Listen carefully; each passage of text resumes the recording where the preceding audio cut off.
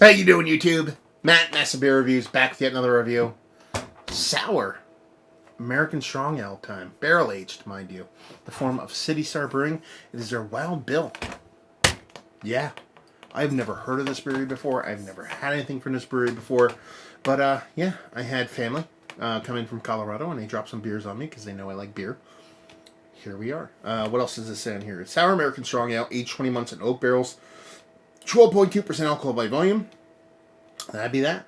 Yeah. Label-wise, I kind of like it. Kind of ghetto, but in a semi-good way. And got that fancy... What color is that up there? It actually has that, like, kind of wax stamp you see in, like, Braveheart and shit up top. And the actual wax. And, yeah. It's fancy wax. Pre-cut it a little bit so you guys didn't have to see me struggle. Look at that. Sometimes I'm not stubborn enough to learn. So... Or maybe it's the other way. I don't know. I'm not good at this shit. Why do you people watch? Anyway, what do we have here? Yeah. I mean, she looks like American Strong Ale. It looks like Barleywine. Rich red tones to it. A little bit of... actually, you know what? I'm lying. I was going to say a little bit of subtle haze to her, but it's not. It's pretty clear. It's just rich, dark, kind of reddish mahogany tones. Looks like a Flanders. Looks like a Barleywine. Looks like an American Strong Ale. A little bit darker than what you typically see in an American Strong Ale, but it's kind of a catch-all when it comes to a lot of beers. I said Flanders. It definitely looks like that, and you're talking about a sour American Strong Ale. You could definitely be verging in Flanders realm. So, yeah, she looks the part of a rich malty beer. Let's see what the nose has. Oh, man. You could fucking strip the paint off a fucking... What do we want to strip the paint off of? What do we want to strip the paint off of? I don't know. Whatever you want. That's an aggressive nose. Maybe I should let it breathe a little bit more because the next whiff wasn't nearly as aggressive. Wow.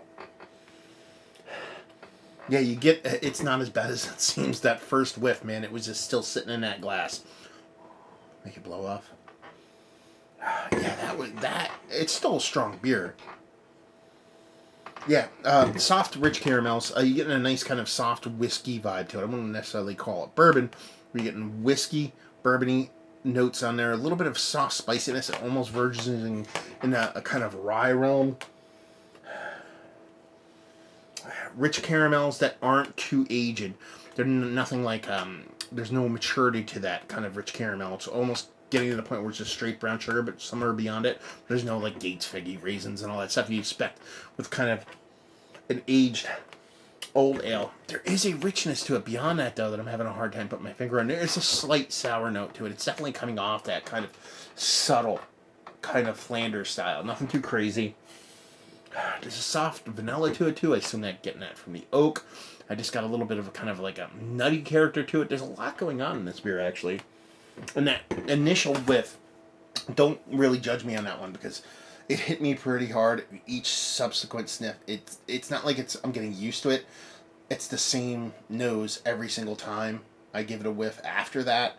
So I think it was just the initial pour, everything was just kind of sitting there. And I think it had a chance to kind of open up a little bit. But she smells rich. She smells sweet with a bit of tartness. Nice barrel character, a little bit of vanilla, and that kind of spirit that whiskey is coming off quite nice.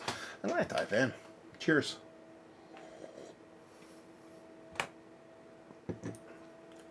Yeah. This is a fun beer. It's tasty. It's a bomber. I don't think I can get through a whole bomber of this by myself. It's definitely going to give me the heartburns.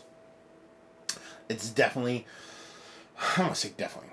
This is a Flanders. This is an American version of a Flanders. This is somebody making an English barley wine, which, I mean, you can kind of see the similarities even outside of people that make beer in America.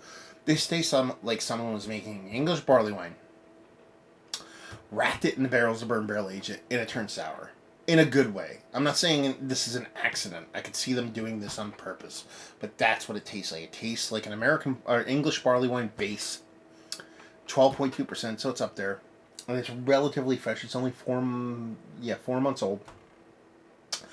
It has this rich barley wine character to it, but it has that kind of apple cider vinegar, acidic, lactic kind of thing that just it turns my insides all sideways and makes me want to have the worst heartburn in history of mankind. In a kind of fun way, I can get down with that every now and then. This one's probably a little bit too aggressive for my gentle innards. But it's tasty.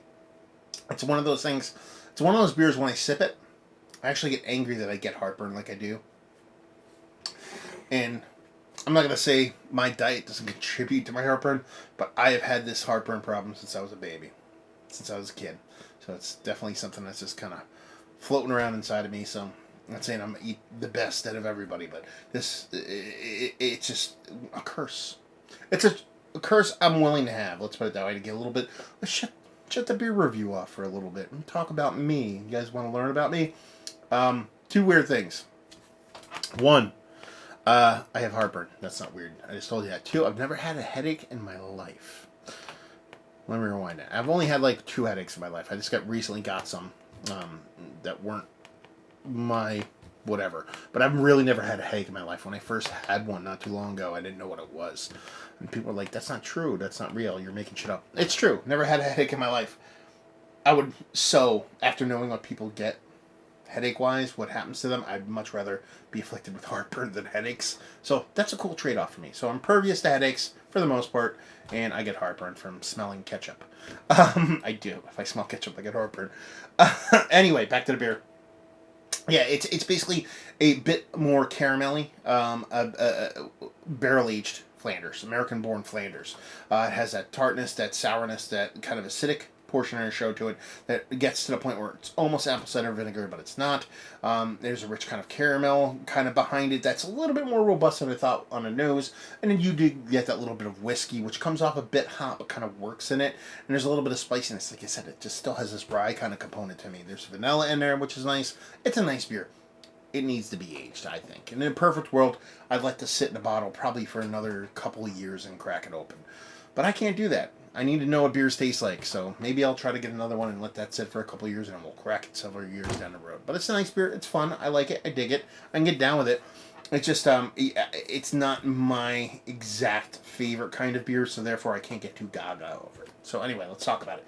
It's one of the better sour / Flanders-esque kind of beers that I've had as of late. It's worthy of being in the conversation.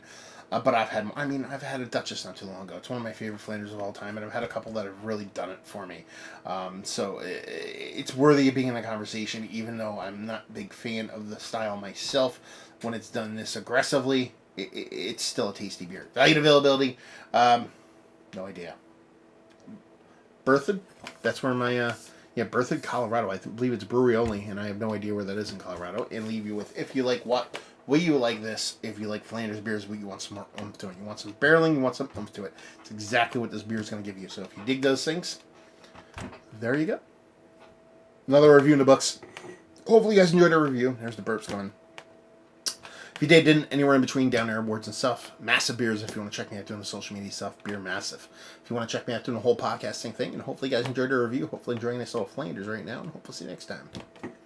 Cheers.